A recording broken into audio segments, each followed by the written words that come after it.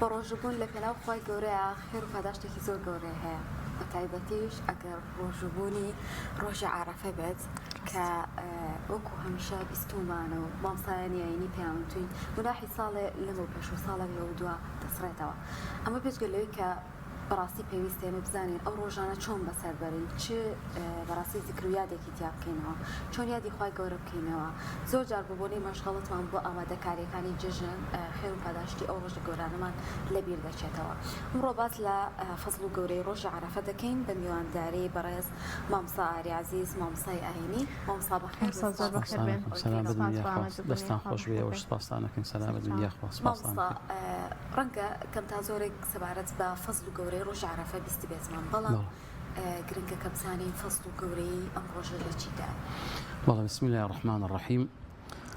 سەرەتا داواکارم لە خوای پەروەردگار ئەم ڕۆژە مبارەکانە کە ڕۆژی دەی ذیل حیجەی پێ ئەوترێت ڕۆژانێکی پڕخێر و فەڕ و بەرەکەتن هەم بۆ حاجیانمان کە لە ماڵی خوان هەم بۆ ئێمەش بۆیە داواکەم خوای پەروەردگار حەجی حاجیەکانمان قبوڵ بکەوە یارمەتیان بات هەموو ئەوانەی کە چوون بۆ حەج لە هەموو دنیاوە بە تایبەتیش حاجیانی کوردستانمان کە هەمویان خزم و کە سوکار و هاوزمان و هاوپیشەی خۆمان کە لەوێن خی گەورە کاریان بۆ ئاسانکە بە سەلامەتی بردوونی ئینشاءالله بە سەلامەتیش بیانێتەوە دیارە ڕۆژی عرفە گرنگی و گەورەیەکی من حەزەکەم لەوە دەست پێ بکەم لە هەموو ساڵدا کە ئەڵێن بەیانی جومعەیە ئەم شەوکە پێنجشەمەیە بڵێن ئەخیری پێنجشەمەیە لە دوای مەغریب بڵێن ئەم شەو شەوی جومعەیە یاڵێن ئەم شەو شەوی ئەگەر بەیانی دووشەمەی بڵێن شەوی دووشەمەیە یا ئەگەر بەیانی ڕەمەزان بیاڵێن ئەم شەو شتێکم شەوی ڕەمەزانە کە هێشتا بەیانی ڕەمەزانە بەڵام بەعکسی هەموو ئەو ڕۆژانەی ساڵەوە تەنها ئەو ڕۆژەی کە جیاوازە لە ڕۆژەکانی تر شەوی نییە ڕۆژی عرفەیە ڕۆژی عرفە شەوی نییە لە بەیانیەوە دەست پێەکە ئەکەوێتەوە سبەی بەیانی جەژن کە ئەمە بۆ خۆی هەر بۆ خۆی ئیحایەکە ئیشارەتێکە ئاماژەیەکە کە پێمان ئەڵێ ئەمە جیاوازیەکی تری هەیە ئیمتیازێکی تری هەیە بۆ لە هەرچی 360 ڕۆژی ساڵە تەنها عرفە جیابۆتەوە بۆی کە شەوی نییە لە بەیانیەوە دەست پێەکات تا دەورەکاتەوە بۆ سبێ بەیانی جەژن ئەمە بۆ خۆی گەورەیەک و فەزڵێکمان پیشان ئەیات و عرفەش وەکو پێغەمبەری خوا صلی الله عليه وسلم ئەفەرمێ الحەج عرفە کە عرفە ڕوکنێکە لە ڕوکنەکانی حەج بەڵام پێغەمبەری خوا جایەکاتوە فەرمێ الحەج عرفە ئەوان شوێنەکانی تریش هەر ڕوکنن شتەکانی تریشی هەر ڕوکنن بەڵام پێغەمبەر جایەکاتەوە وەکو چۆن لە هەموو ئەزباتەکانی ترا نوێژ و ڕۆژ و حەج و مەسەلا زەکات و ئەمانە هەمویان فەرزن هەمویان واجبن ما سەلەکەکم فی سەقەر لە ئاهلی جەهەنەم کە لیان ئەپرسی ئێوە چی هێنانیە ناو جەهەنەمەوە ناڵێن وەڵا زەکاتمان نەیاوە یا بە ڕۆژوو نەبووین یا چای خۆمانمان نەپاراست و یا فڵانە حراممان واز لێ نەنابوو قالوا لم نكن من المصلين ئەڵێن ئێمە لە نوێژ خوێنان نەبووین لە حاڵێکە ڕۆژش خۆ واجبە وانە حەجیش واجبە ئەمیش بۆ خۆی کە ئەم جیاوازیە هەیە کە پێغەمبەری خوا فەرمێ الحەج عرفە حەجکردن ڕوکنی ئەساسی و ستونی گەورە و کۆڵەکەی ئەساسی تایە ئەو ڕۆژەیە کە حاجیان لە دەشتی عرفە و لە کێوی عرفە و لەو ناوچەیە کە سنووری بۆ دیاری کراوە پێوەتی عرفە ئەوە سنوو عیبادەت ئەکەن و ئەپارڕێنەوە لە خوای پەروەردگار و تاعەت و عیبادەت ئەکەن ئەم ڕۆژە ڕۆژێکە لە دەی ذیل حیجە کەواتە ڕۆژی نۆهەمیەتی ئەم دەی ذیل حیجە ئەم دەڕۆژە فەزڵ و گەورەی و فەڕ و بەرەکەتی زۆر گەورەیە کە پێغەمبەری خوا صلی الله عليه وسلم لە فەرمودەکانیە ئاماژەی پێەکە بۆ بە تایبەتیش لە ناو ئەم دەیە ڕۆژی عرفەکەی کە ئەتوانم بڵێم بۆ دوو جەمسەرە هەم بۆ ئەوەی کە لەوێ حاجیە فەزڵ و گەورەیەکەی چییە هەم بۆ ئێمە کە لێرە حاجین فەزڵ و گەورەیەکەی چییە دایکمان عایشە ڕەزا و ڕەحمەتی خوای لێ بێ ئەفەرمیە هیچ ڕۆژێک لە ڕۆژەکانی ساڵ ئەوەندەی خوای پەروەردگار بەندەکانی خۆی ئەبەخشێت بمبورن بەڵێ بمبورن ئەوەندەی کە دایکمان عایشە ئەفەرمی ئەوەندەی کە خوای پەروەردگار لە ڕۆژی عرفەیە بەندەکانی ئەبەخشێت لە هیچ ڕۆژێکی ترە ئەوەندە بەندەکانی نابەخشێت لە ڕۆژی عرفەیە لە کاتی عرفەیە دایکمان هەر لەو حەدیسە عایشە ئەفەرمێت خوای پەروەردگار نزیک ئەبێتەوە لە عرفات لە بەندەکانی خۆی نزیک ئەبێتەوە و شانازی ئەکات و مەدحی بەندەکانی خۆیەکە بەسەر مەلائیکەتەکانە ئەفەرمیە جاءوا من فج عميق هاتون الريدورة وهاتون شعثا غبرا بتبوت وزاوي بسر وشاوي تيكشو وشكو ديارة موسمي كي برهلاكته يعني إنسان هلاك بعرقك بتايبتي لو جرماي عربستان خواي جورا نزيق بيته ولا عرفات ولا بندكاني خويو مدحي بندكاني خويا كلا ملائكة كان أفرمي من بندي آوام هي ولا لا أخيري حديثك أويك ابن عمر عمر يكري عبد الله يكري عمر رضا ورحمة خوي لي روايتك أفرمي خوي جورا بيانا فرمي أفيضوا عبادي مغفورا لكم ولمن شفعتم برون بندكان من لتان خوش بمو لوانش كأيوة شفاعتان بوكردون تكاتان بوكردون أما بفضل جوريك بو كسامي كلا حجن وباشان لحديث دلا بيغمر إخوة صلى الله عليه وسلم أفرمي إن الله غفر لأهل عرفات والمشعر أفرمي إخوة جوري لأهل عرفات خوش بو لأهل مشعر الحرام خوش بو كأيج الركن كي ترأسنا أبيهم لمشعر الحرام أمين نو دعاء كانوا أبارين ووكو باقي مراسي مكاني الأمانة همي جوري فضل لكن بو أوي كسي كلي لحجة ولا موسمي حجة ولا مراسي مكاني حجة بكاره هنا بلان بو إيمي مسلمان إيمان دار ليرك لحجة نين چەند شتێک هەیە کەمیان ئەوەیە کە واوکو عرضم کردن ئەم دەڕۆژە ئەیامی 10 دەڕۆژی پڕخێر و فەڕ و بەرەکەتەوە لە ناویشانە ڕۆژی عەرەفە کە پێغەمبەری خوا فەرمێ هیچ عەمەل و کار و کردەوەیەک شیرینتر و خۆشتر نییە لای خوای پەروەردگار وەک لەو عەمەل و کار و کردەوانی کە لەم دەڕۆژەیە ئەنجام ئەدرێ و بە تایبەتیش لە عەرەفەیە کە ئەفەرمێ خەیر الدعاء دعاء عرفة يعني أفضل الدعاء دعاء عرفة باشرين دعاء عرفية باشرين شاكترين دعاء عرفية أمانة همي أماجن بوي كوا وك حديثي ترك أفرميد بيغمر خواه صلى الله عليه وسلم يكفر السنة الماضية والقابلة عبادة شاكو بندياتي الروجي عرفيا ڕۆژۆکەی بە تایبەتی کە باسی ڕۆژۆکەیەکە ئەبێتە کەفارەتی 2 ساڵی گوناهی ئینسان ساڵی ڕابردوو ساڵی داهاتووی بە شەرتێک کەبائیر نەکا بە شەرتێ گوناهی گەورە نەکا هەموو ئەمانە پێمان ئەڵێن 2 فەزڵ و 2 گەورەی هەیە بۆ کەس یەکێکیان بۆ ئەهلی حەج کە لە حەجن وەکو ئاماژەم پێکرد خوای گەورە زوارترین بەندەکانی خۆی ئەبەخشێ و فەرمی پیانە فەرمێ بڕۆن ئەوە لێتان خۆش بووم و بۆ ئەو کەسانش کە ئێوە دوعایان بۆکەن و شەفاعەتیان بۆکەن و بۆ ئێمەش کە لێرەین ڕۆژۆکەی تایە کە کەفارەتی گوناهی 2 ساڵمانە و لەو ڕۆژانەیە کە عمل و کردەوەی چاکتیا لە هەموو عمل و کردەوەی ڕۆژەکانی ساڵ خۆشەویستتر و شیرینترە بەو شێوەیەکە لە چوارچێوەیەکی گشتیدا. هەمساری لە ڕۆژی پیرۆزی عەرەفەیە کار و کردەوەی زۆر باش مسلمانان پێکەن و خۆشەویستە لای خوای گەورە پاداشت خێری زۆرە. بەڵێ هەڵبەتە ڕەنگە ئەو کار و کردەوانە هەرچەند کار و کردەوە عملی ساڵح هەموو شتێک ئەگرێتەوە ئێستا ئەم دەڕۆژەی ذیلحیجە ئینسان ئەتوانێت بە ڕۆژوو بێ ئەتوانێت قورئان بخوێنێ ئەتوانێت زیکر و سەڵاوات و تەسبیحات بکە ئەتوانێت سەردانی نەخۆشکە ئەتوانێت چاکە لەگەڵ دایک و باوکی بکە ئەتوانێت چاکە لەگەڵ دراوسێکەکە بکە ئەتوانێت سەدەقە بکە ئەتوانێت سڵحی بینی خەڵک بکە هەر کار و کردەوەیەکە لە ئایەت و فەرمودەی پێغەمبەر صلی الله علیه وسلم ئاماژەی پێکرابێ ئەمری پێکرابێ تەشویقی لەسەر کرابێ تەڕویجی پێدرابێ کە عملی ساڵحە ئینسان هەمووی ئەتوانێ بکە لە ڕۆژی عەرەفەیە بە تایبەتی تر ڕۆژوەکەی کە کەفارەتی 2 ساڵ گوناهی بەندەکانە کە ئینسان بتوانێت بە ڕۆژوو بێ و ئەمە وەکو چوارچێوە گشتێکە وەکو ئەگەر تۆزێکیش تەستی بکەینەوە لە چوارچێوەی شوێنەکانە و وڵاتەکانە ئێستا عملی ساڵح لەم وڵاتی ئێمەیە لەم وڵاتی کوردەواری ئێمەیە لەم شاری ئێمەیە کە شاری سلێمانیە بچووکتری بکەینەوە تەماشاکە ئێمە بەرەو جەژن ئەڕۆین وەڵعێکی دارایی خراپ هەیە لەسەر شانی خەڵکی زەخت و فشارێکی زۆر لەسەر خەڵک هەیە خەڵک موچەی وەرنەگرتووە خەڵک کاسبی نییە خەڵک فەقیرە خەڵک چەند ساڵە موچەی لێ بڕاوە زۆڵمی لێ کراوە ئێستا باشترین مەسەلا کار و کردەوە لەم دەڕۆژەیە ئێمە بگەڕێم بزانین کە چەند ڕۆژێکی ماوە ئەمڕۆ وازام 6 ذیلحیجەیە هەتا یەکەم ڕۆژی جەژن ئەمە ذیلحیجەیە بتوانین بزانین دراوسەکەمان کامی فەقیرە کامی هەژارە لەناو خزمەکانی خۆمانە پێم وابێ سەدەقەکردن لەم 4-5 ڕۆژەی کە ماوە باشترین شتێکە کە من یا تۆ لە ماڵەوە کە پێغەمبەری خوا فەرمێ ما نەقەسە مال من سەدەقەتین هیچ ماڵێک بە سەدەقە کەم ناکە بێنم کیلۆیە گۆشت و مریشێک بخەمە عەلاگەیەکەوە و یابی خەمە قابلمەیەک منجەڵێکەوە بە مناڵەکەم شەو بینێرم بۆ ماڵە هەژارەکە پێم وابێ ئەمە باشترە چونکە هەم دڵی ئەم ماڵە خۆشەکەی ئەم کەسە خۆشەکەی کە ڕئیسی عایلەیە هەم دڵی ئەو مناڵانە خۆش ئەەکەی و هەم سەدەقەیەکت کردووە و هەم وتعاون على البر والتقوى ئەمەشت کردووە و هەم لە دەی ذی الحیجە کردوتە و لە هەسەر و هەمووشیانەوە زینوکردنەوەی شەعیرە و دروشمی دینە چکە خوشکانی بەڕێزم ئەم جومعە و جەماعەت و حەج و نوێژ و ڕۆژ و ئەمانەی کە ئێمە یەکەین ئەمانە هەمووی دروشمی دینن هەموو شەعیرەی دینن ذلك ومن يعظم شعائر الله فإنها من تقوى القلوب خواهی گەورە فەرمی هەچ کەس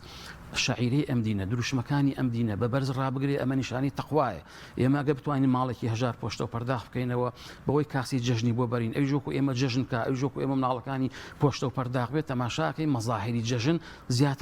زیاتر بە ئومەتی ئیسلامەوە دیارە بەڵام ئەگەر من نەمبێ و ئەو نەیبێ و ئەو نەیبێ و ئەو لە جەژنا خۆی بشارێتەوە لە بەرەوەی ماڵی پۆشتە و پەرداخ نییە و وەکو پێویست کاسی جەژنی نەکڕیوە تەماشاکەی شعیرە و دینەکانیشمان کەزە بێ بۆیە وەشیکە هەیەی چێژ لە جەژنەکە نابین چێژ لە جەژنەکە نابینێ ینی ئەگەر بیخاتە بەری ویژدانی خۆیەوە من 4 5 خواردن و ئۆمداناوە بەڵام دەولاشەوە فەقیرەکە یا خزمەکەم هەر لە خزمەکانی خۆمانە ئەیان ناسین بۆیە باشترین عملی صالح لەم ڕۆژانەیە وەکو عرضم کرد نوێژە ڕۆژووە تەسبیحاتە سڵاواتە سەردانی نەخۆشە دایک و باوکە هەرچیەکە بەڵام سەدەقەکە باشترین شتێکە ئەمڕۆکە بتوانین ئینشاءڵڵا لە هەژارەکان بکەینەوە پۆشتە و پەرداخیان بکەین کاسێ جەژنیان بۆ دابین بکەین لەلایە خێر و سەدەقە و ئیحسانمان کردووە لەلایەکی شەعیرەی دینەکەمان و دروشمی دینەکەمان زینو کردوێتەوە کە ئەتوانم بڵێم شێوەیەکە لە شێوەی جیهادی ئینشاءڵڵا مامۆستا شتێک ئەو کار و کردەوە باشانەمان کەمەکاتەوە لە ئەجر و پاداشتەکەی یاخود چ شتێکە بێتە هۆی کە خێری ئەم دە ڕۆژەمان بۆ میسرە جاری وایە مرۆڤەکە بە ڕۆژ و ئەبێت یاخود کارێکی خێرەکە بەڵام ڕەنگە هەر هیلاکیمان دوێت یەکە یاخود برسێتی و تونێتێکی بۆ بمێنێتەوە بەڵێ وەڵای وەکو بناغی وەرگرتنی عملی صالح لای خوای پەروەردگار و فەرمودەکانی پێغەمبەری خوا صلی الله علیه وسلم ئاماژەی پێکا دووشتە یەکەم ئەو عملە بە ئیخلاسەوە بکرێ یعنی من کە عرضم کردن وەختم کابرا سەدەقە ئەکا و گۆشت و مریشک و شتێک کاسی جەژن بۆ ماڵێک ئەنێرێ بەڕی بۆ ڕیانیکە بۆ ناوشۆرت نیکە لە بەرچاوی دەرەوسەکانی تر نینێرێ بە مناڵەکە ئاها وەڵام من ئەوە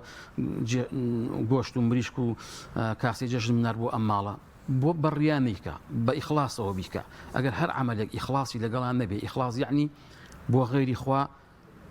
تیان نەبێت ئەبێ بەس بۆ خوای تیا بێت دووەم ئەبێ سەواب بێ یعنی زۆر جار وەک فزەلی کوڕی عیاز ڕەزا ڕەحمەتی خوای لێ بێ ئەفەرمێ زۆر عمل هەیە سەوابە بەڵام ئیخلاسی لەگەڵان نییە دروستە من هەڵساوم نوێژەکەم 4 کات نوێژی نیۆڕۆکەم لە ڕکوع و سجود و خشوع و تەواضعی نوێژەکەمە عیب من نییە بەڵام لە دڵەکەمە ڕیایەکی تایە ئەمە سەوابە ئینەکەم عیبادەتەکەم بەڵام ئیخلاسی تیا نییە زۆریشمان هەیە بە ئیخلاسەوە ئەیکا بەڵام سەواب نییە بەو شێوەیە نییە کە شەرع داوای لێکە ئاوا بیکە زۆر بە ئیخلاسەوە بەرەو ڕووی قیبلە وەستاوم و ملکەشم و لە دڵەوە و ئاگام لە دنیا نییە خوای پەروەردگار نەبێ بەڵام نوێژەکەم نوقسانی تایە تەماشاکەی سەواب نییە بۆیە ئەم دوو شتە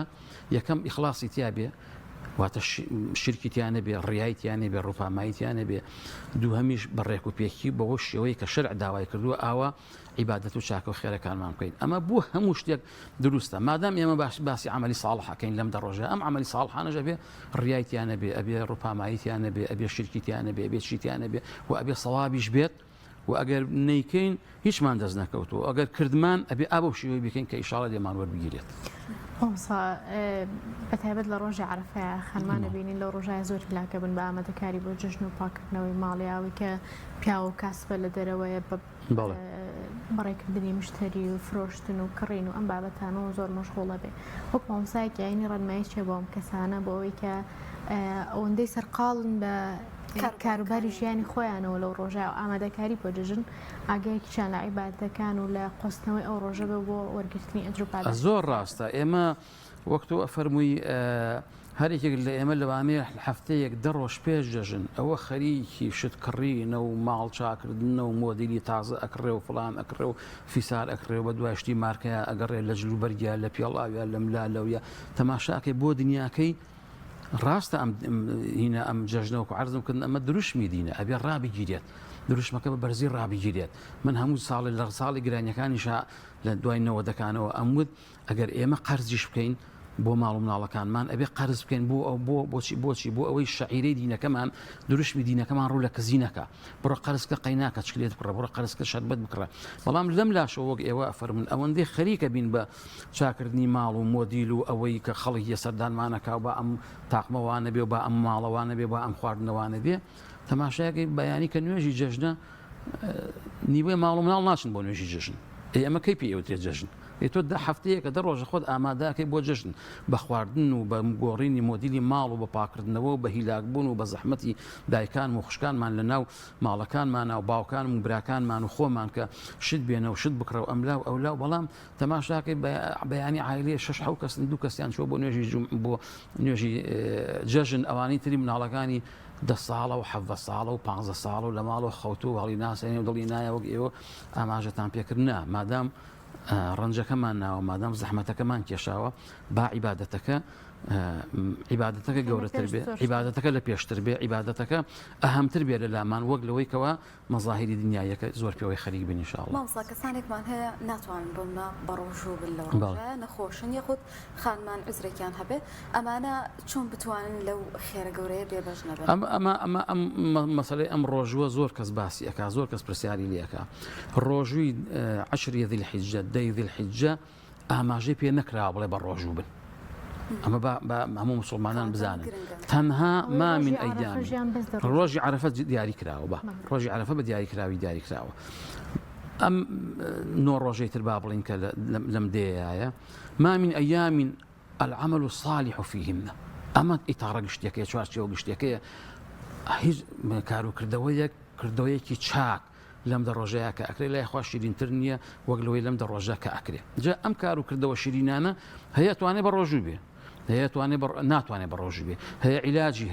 هەیە ئەتوانێت سەدەقە بکە هەیە ئەتوانێت سەردانی خزم کە سوکاری بکە سیلی ڕحم بەجێبێنێ هەیە ئەتوانێت لەم دە ڕۆژەیە زیاتر و زۆرتر ئەگەر هەفتەی 2 جار چوبێ و ماڵی باوکی لەم دە ڕۆژەیە زیاتر بچێت دڵی دایک و باوکی باتەوە یعنی ئەکەوێتە سەر تااقەت و توانای کەسەکە شتێکی دیاریکراومان نییە بڵێ بێ ئەمە بکەیت هەر لە چوارچێوەی عملی صالحە هەرچی خوا و پێغەمبەری خوا پێ خۆشە شەرع پەسەندێتی هەمووی ئەچێتە قاڵبی عملی صالحەوە بە ڕۆژوشەوە ئیتر ڕۆژێک بە ڕۆژوە بێ دوان بە ڕۆژوە بێسییان بە ڕۆژوە بێ بەڵام ڕۆژوی عەرەفە نا ئەوە پێغەمبەری خوا صلی الله علیه و سلم دیاری کردووە کە کەفارەتی 2 ساڵ گوناهی ئینسانە ئەوە معلومی کردووە دەستنیشانی کردووە بۆیە لە چوارچێوە گشتەکە عملە صالحەکان هەرچی ئەتوانێت بیکا بە گوێرەی توانای خۆی ئینشاءڵڵا مامۆستا سەبار بە پرۆژەکانی دەستگای خێرخوازی بەخشین جەنابتان وەکو سەرپەرشتیارێ لەوێ ئەمساڵ بێگومان پرۆژەی قوربانیکردنتان هەیە دەرەوە کەمێک باسیەم پرۆژەیەمان بۆ بکەی لەوانەیە کەسێک نێتی هەبێ قوربانی بکە بەڵام نەزانین لەکوێ بیکا خۆی شوێنێکی پێویستی نەبێ ئێوە چۆن دەتوان هاوکاریان بەڵێ ئێمە هەموو ساڵێک پرۆژەی قوربانەکەین لە جەژنی قوربانی پیرۆزە ئەو خەڵکی کە بەتەمان قوربانیەکان بکەن یەن سەردانی ئێماکەن لە ئۆفیسی سەرەکی لە هەموو نووسینگەکانمان لە هەر لە شار و شارۆچەکانە ئەو مەبلەغی کە دیاریمان کردووە پێی ئەڵێن مەسەلا مەڕێک لە حدودی ئەوەنە 1000 دینارایە ڕەشەوەڵاخێک لە حدودی ئەوە نایە وازان بە ڕیکلام و تەلەڤیزۆنیش هەردامان بەزانووە کە ئێمە ئەتوانین بین بە وەکیلی خەڵک لە ڕووی شەرعەوە هیچ ئیشکالێکی تیان نییە قوربانیەکەی بۆ بکەین و ئەو بەشش ئەو ئەندازێش کە ئەیەوێتەوە بەشە پشکە گۆشتەکانی بیگەینەوە لێرە وەسڵی بۆ ئەکرێت پارەکەی لێوەرەگیرێ ناوی ئەچێتە قائیمەوە ئەو حیوانانە ئێمە لیژنەمان هەیە بەشی پرۆژەکان حیوانەکان ئەکڕن ئاژەڵەکان ئەکڕن ڕۆژێک پێش جەژن یا یەکەم ڕۆژی جەژن یان گوازنەوە بۆ کوشتارگاکان بۆ بەتایبەتی کوشتارگای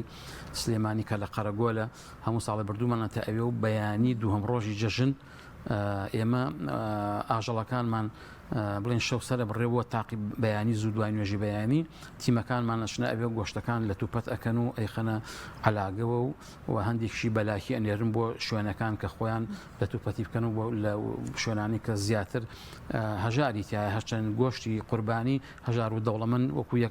یەکسانە بیخواین دەوڵەمەنیش ئەیخوا و هەژاریش ئەیخوا بەڵام ئێس وەکو عەرزم کردن لە بیدایەتی بەرنامەکە فشارێک لەسەر خەڵک هەیە خەڵک تۆزێک زەحمەتە ئەمساڵ وەکەوەی کە باری دارایەکەی قورسە پێمان خۆشە لە شوێنێک زیاتر کە هەژاری زیاتر تایە گۆشتی قوربانیەکە ئەخەنە علاگەوە بە بەڕاد ئێبن بۆ ئەو شوێنانە بۆ زیاتر بۆ ئەو شوێنان دەرەوەی شاری سلێمانی کە ئەو کۆمەڵگا و مجەمەعانە هەژاری زیاتر تایە لەوێ تەوزیعەکەن و ئەو ئەندازە پشکانش کە صاحبەکانیان داوایان کردو ئێمە بۆیانێنینەوە لێرە لە مجەمیلا بۆیان دانی ئینتر ئەو ڕۆژەیەت بۆ بەیانیت بۆ دوو بەیانیت پشکەکانی خۆیان وەرەگرنەوە و بەو شێوەیە پرۆژه قوربانیەکانمانەکەین بۆیە من داواکەم هەچ کەسێکە بۆی هەڵناسوڕێ بە تایبەتی ئەم ساڵیش وابزانم وەزارەتی تەندروستی و بەڕێوەبەرایەتی تەندروستیەکان بەڵێ ڕێنمایی تایبەتیان هەیە ژنەکانی قایمقامی ڕێنمایی تایبەتیان هەیە کە ئێمە هەموو ساڵێکە ئەم نەخۆشی و پەتاوشتش نەبووە کە لە ئاژەڵا هەیە هەر باسمان کردو پێمان باش بووە پێمان چاک بووە ئەم قوربانیەکە ئەکرێ لە لایەک بە شێوەیەکی شەرعی بکرێ و لە لایەک ژینگە پیس نەکە نبی نەمای پیسکردنی ژینگە یەک حیوان یەک وڵاخی ئێمە لەسەر جادە و لە ملاولاو لە کۆڵان و لە ملاولا سەر نابڕێ هەمووی لە کوشتارگا سەر ئەبڕێەوە لەوێش لە توپەتی ئەەکەین لیوە خێنە علاگە و لێشەوە تۆزیعەکەین بەڵام ساڵان ئەمان بینی مەسەلە ئێمە کە لەم جادە شەستیەوە نزیکین هەتا ئەو سەر دەرەچووی هەم حیوانەکان لەوێ ئەفرۆشتان هەم سەرە بڕان هەم لە ماڵەکانەوە کە سەر ئەبڕان پیسایی و ناوسی حیوانەکانیان هێنایەوە لە قەراغی شەستێکە لە قەراغی ئەم جادەیە ئەلوەکە فڕیانەیە بۆ گەنی ئەکرد ئەبوو بە وەزعێکی خراپ بۆ پیسبوونی ژینگە ئەبوو بە ئەرکێک بۆ شارەوانی بێدەی تیمەکانی بخاتە کار خەڵک لە جەژنایە جەژنەکە ئیسراحەتەکە خۆشیە گێڕێ ئەوان دوای جەژنە بێ مباشرەتەن بێن ئەم پیس و پۆخڵیە کۆ بکەنەوە ئەبێتە مای نەخۆشی بۆیە ئێمە دەستخۆشیەکەین ئەگەر پەتای ئاژەڵیش لە ناوانە بێ و ئەگەر نەخۆشیش لە ناوانە بێ ئێمە هەر مخالفین بەوەی بەڵێ پێمان چاکە ڕێنمایەکانی لیژنەکانی قایمقامێت و تەندروستی جێبەجێ بکرێ بۆ ئەوەی بە باشترین شێوە و بە جوانترین شێوە و قسەش نین بە دەست ناحەزانی دین و ئەوانەی کە قوربانیان پێ ناخۆشە و چاویان پێ هەڵنای ئەوەتەش کۆڵانیان پیس کرد و ئەوەتە کۆڵانیان خوێناوی کردو ئەوەتە لێ بۆ گەنی کردووە نا بە جوانترین شێوە ئەو شاعیرە جوانە ئێمە جێبەجێ بکەین ئینشاءالله وەسیەتەکەشم بۆ هەموو موسڵمانانە نەک هەر بۆ خۆمان لە ماڵەکانە کەمتر دەست دەبن بۆ قوربانی بە تایبەتی ئەم ساڵ کە مەسەلەی نەخۆشی و شتی ئاژەڵ لە ئارایە هەیە بیبەنە دەرەوەی شار سەری ببڕن لە شوێنێک ڕیخ و معزەرەتە خوازن پیسایی و ناسکوشتەکەی بخەنە ژێر چاڵێکەوە گڵی پیابن و گۆشتەکە بێن و ماڵ و لەتیکەن